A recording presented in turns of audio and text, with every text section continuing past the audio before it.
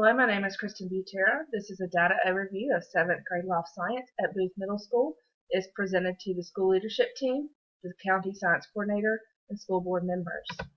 The purpose of this overview is to review the school demographics, review and compare the past 4 years of standardized test scores in the 7th grade life science to the state and district level, to identify strengths and weaknesses, and then identify action steps to strengthen the weaknesses.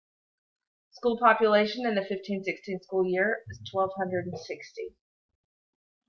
Enrollment by race, a little over 60% of Booth is made up of Caucasian students, and then pretty evenly the Asian, Black, and Hispanic students are approximately 10% each, as well as multiracial.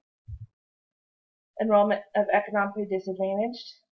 At the 15-16 school year, 18.97% of our students were considered economically disadvantaged, and that's 239 students. The population of English language learners is growing. In 2012-13, we were at 0.7%. In the 15-16 school year, we've risen to 2.07%, which equates to 26 students. Population by educational program has remained pretty even over the last 4 years.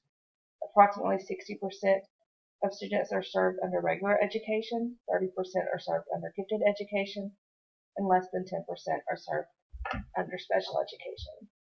Student demographics with attendance in the 15-16 school year, over 60% of students were five or fewer days. Retention data, due to the small number of students that are retained, the actual breakdown of students is not available, but the graph represents the students who were retained. So, for example, in the 15-16 school year, of the students who were retained, 75% were male and 25% were female. Discipline data, less than 20% of our students received ISS, and less than 5% of our students received OSS in the 15-16 school year. Teacher demographics by educational level, the majority of our teachers in the 15-16 school year held a master's degree or higher. Teacher demographics by gender, of the 74 teachers, 14 of them are male and 61 of them are female in the 15-16 school year. Teacher demographics for years of experience, the average years of experience in the 15-16 school year is 15. The majority of teachers fell into the 11 to 20 year category. Teacher demographic by race and ethnicity. In the 15-16 school year, a little over 60% of the school faculty was made up of Caucasian, and approximately 10% would consider themselves African American, and fewer than 5% consider themselves either Hispanic, Native American, or multicultural. So looking at the life science CRCT mean scores for the 2012-13 and 13-14 school years, Booth outscored the state in 2012 and 13, and then outscored the state and the district during the 13-14 school years. When we break it into categories of achievement levels, Booth outscored the state and the district in both 2012-13 and 13-14. In 2014-15, we swapped over to the milestones. In the mean scale scores, you will see that Booth outperformed the state and the district in both the 14-15 school year and the 15-16 school year.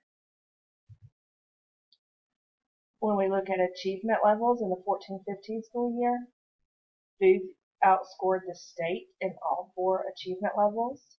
And in the 15-16 school year, Booth again outperformed the district and the state in all achievement levels in the 15-16 school year. So to really understand the strengths and weaknesses at Booth, it's important to look at the indicator levels when comparing the district and the school.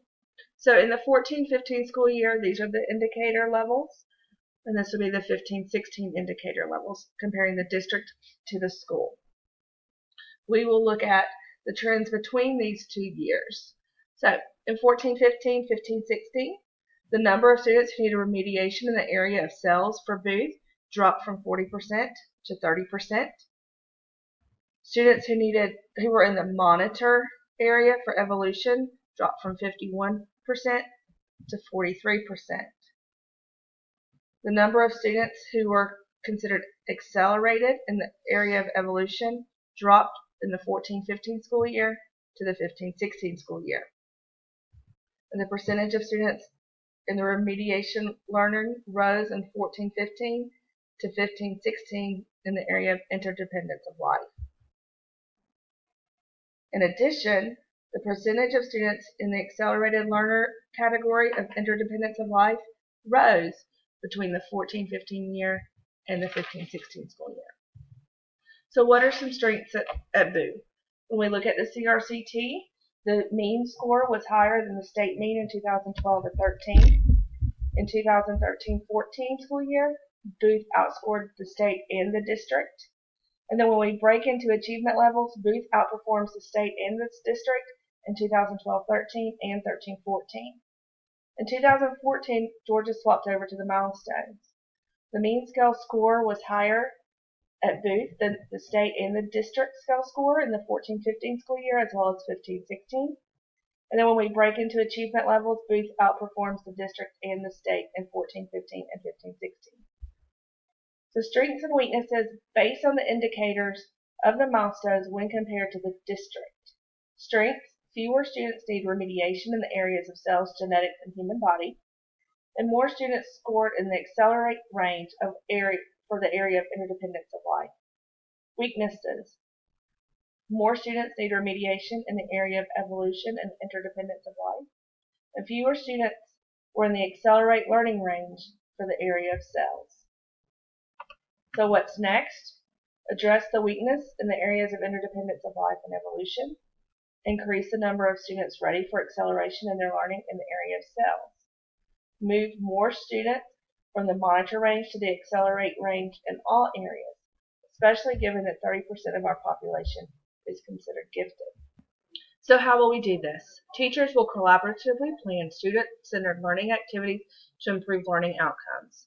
That would be in ways of projects, labs, research activities, 3D lessons for the Georgia Standards of Excellence for Science, support learning with technology, differentiate learning for all students, and increase student engagement. Teachers will also provide spiraled review of topics throughout the year. This would be in forms of warm-ups, summarizing strategies, as well as embed them in assessments. Keeping the topics fresh for the students, as well as show teachers continued areas of weaknesses and strengths. Thank you.